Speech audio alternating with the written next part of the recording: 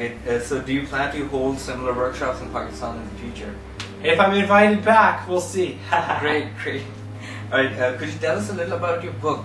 Because apart from seminars, your book has been something much talked about, and we would like to know a little crux of the whole thing, what it's about. So, Exploiting Chaos, 150 Ways to Spark Innovation During Times of Change is an interesting book because what I've done is I've just tried to study how companies innovate during these time periods of change. And that could mean recession, but it could also mean a bubble of opportunity.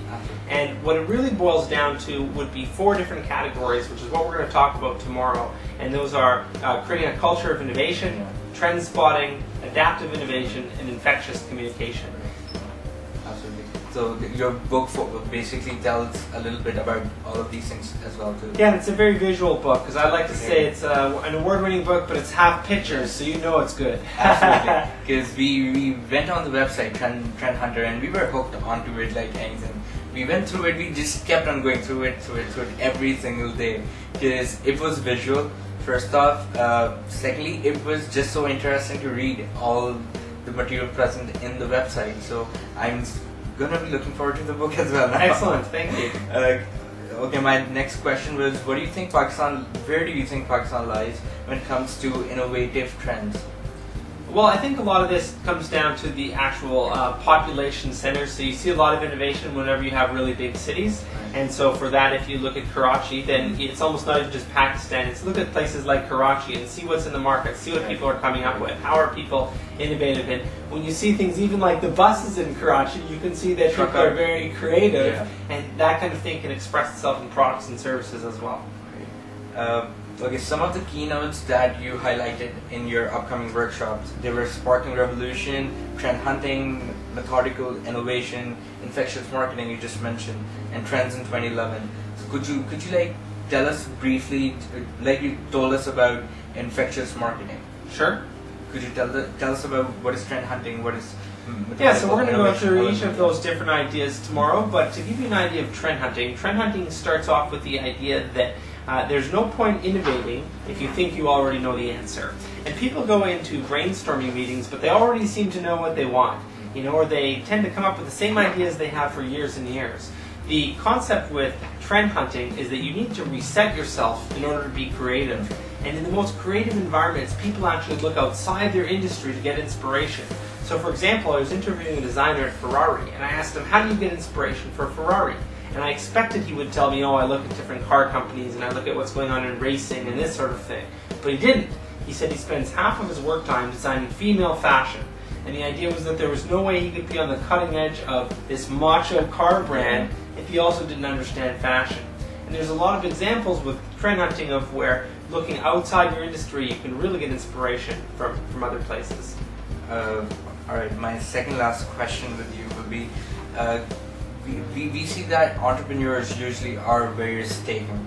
They have a culture around them which is very risk-taking, so they don't mind starting up new ventures.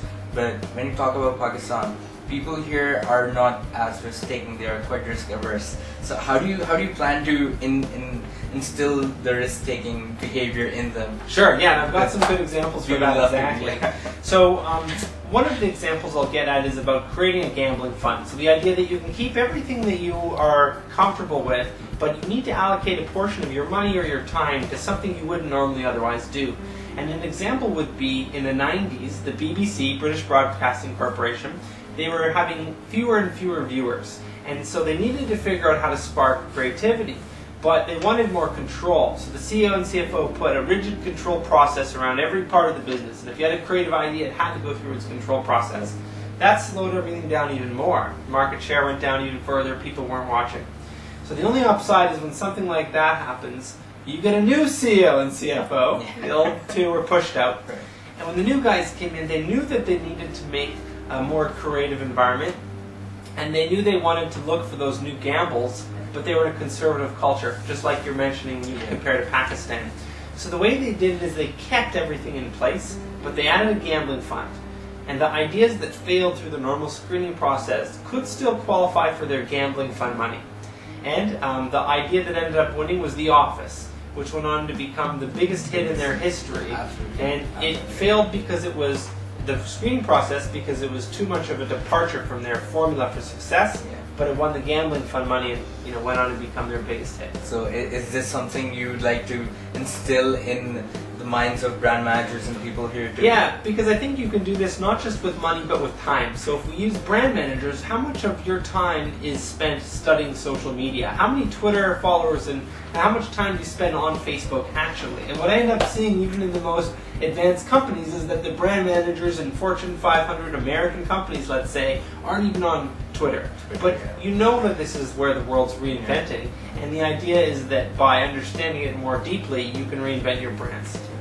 Can we expect something in your workshop regarding social media or social media advertising or social media trends? Because like you mentioned, Twitter, Facebook, I think the world is completely moving towards that side, and we still need something of a revolution in social media in Pakistan. Sure.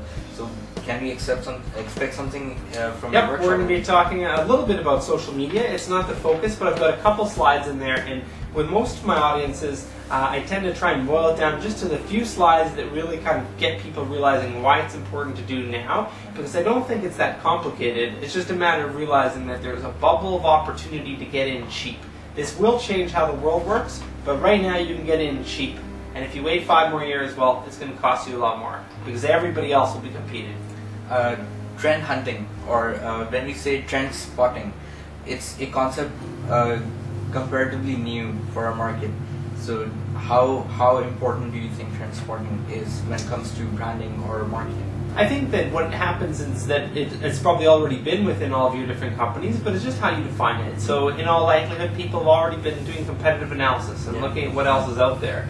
The idea when you try and make it a little broader and say it's a part of the process is just to say, how can you actively be looking at what customer changes are happening, what competitor changes are happening, and then are there a couple other markets that you should follow? And one of the things that has enabled that has been the web.